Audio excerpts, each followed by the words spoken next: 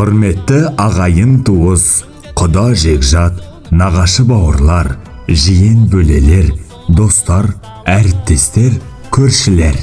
Сіздерді ұлымыз Еркебұланның сүндет тойына арналған мерекелік дастарханымыздың берекелі қонағы болуға шақырамыз. Той салтанаты 23 маусым 2023 жылы сағат 19:00-де. Мекен жайымыз Жетісай қаласы, Байбөрі тойханасы.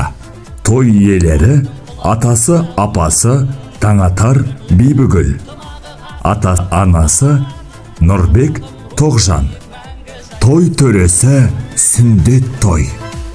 Аттың жалын тартып мінді ұлымыз.